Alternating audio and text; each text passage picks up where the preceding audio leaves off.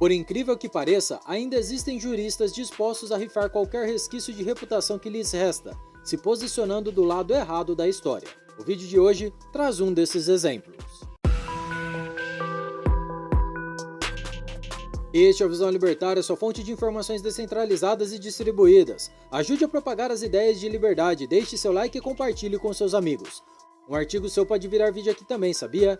Este artigo foi escrito por Ufaratsta, revisado e narrado por Coreia com K.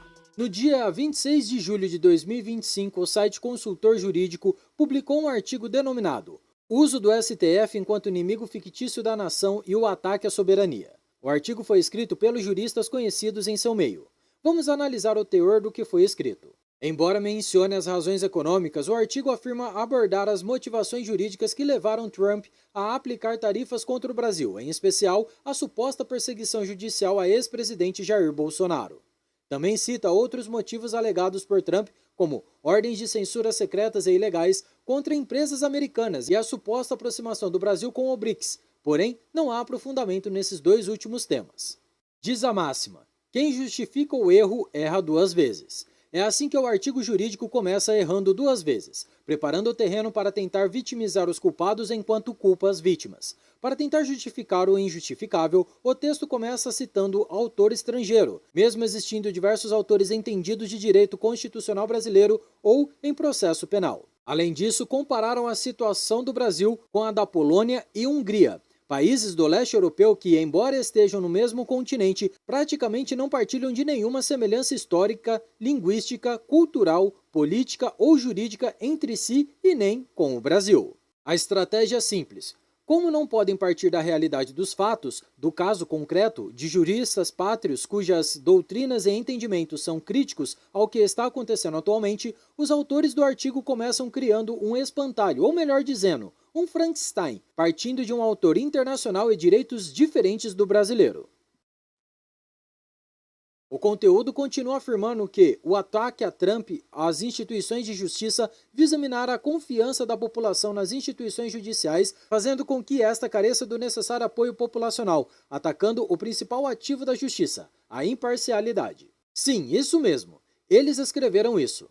Bem, parece-me que há quem use a cabeça, há quem escreva com o coração e há até quem escreva com o fígado. Contudo, a impressão que dá é que esses autores escreveram um artigo com o intestino. Cabe destacar que a afirmação de que o judiciário precisa do apoio popular é no mínimo estranha.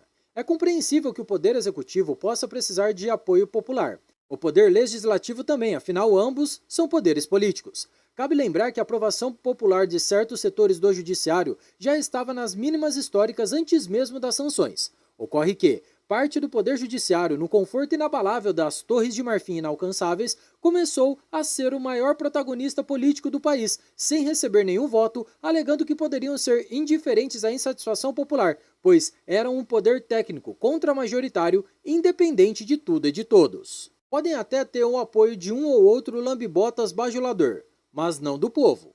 O povo não vai socorrer o judiciário, excelências. O principal ativo da justiça, a imparcialidade, já se perdeu faz tempo. O povo que não é imparcial conhece quem não é imparcial e sabe que hoje, mais do que valores, a justiça, como se diz popularmente, representa apenas mais um dos custos do qual se é obrigado a pagar a contragosto no Brasil.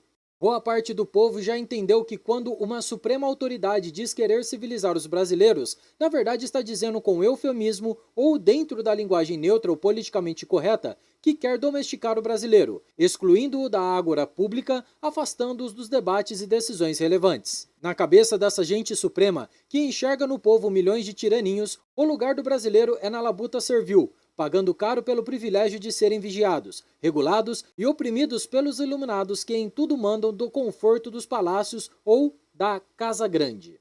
O artigo justifica a já referida necessidade de apoio popular no fato da Suprema Corte não dispor de poderes coercitivos para assegurar o cumprimento das suas decisões. Em que mundo esses autores vivem? Em que país? As medidas cautelares aplicadas mais recentemente contra Bolsonaro no dia 18 de julho de 2025, 8 dias antes dos autores escreverem o texto, e as tantas outras aplicadas anteriormente, foram o que senão puro poder coercitivo de uma Corte Suprema. É de causar indignação em quem lê o artigo. Parece que os autores não leem o que escrevem ou são incapazes de traçar um paralelo com a realidade.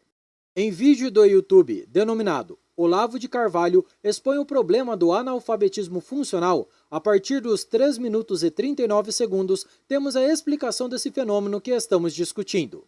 Em síntese, o analfabeto funcional até pode conhecer a palavra e saber a definição dela, mas tem dificuldades em correlacioná-los com a realidade.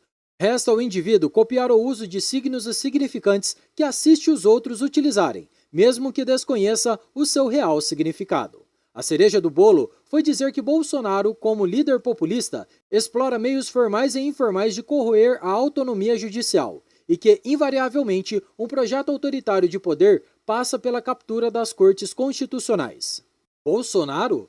Onde estavam eles nas últimas décadas quando o PT, Partido Populista Revolucionário, indicou a maioria dos ministros da Corte Constitucional que descondenou Lula, abrindo caminho para a recondução dele ao poder, garantiu vitórias em embates contra o Congresso Nacional e que vem dando especial atenção em abrir e julgar processos contra os opositores políticos do Ayatollah de Garanhuns?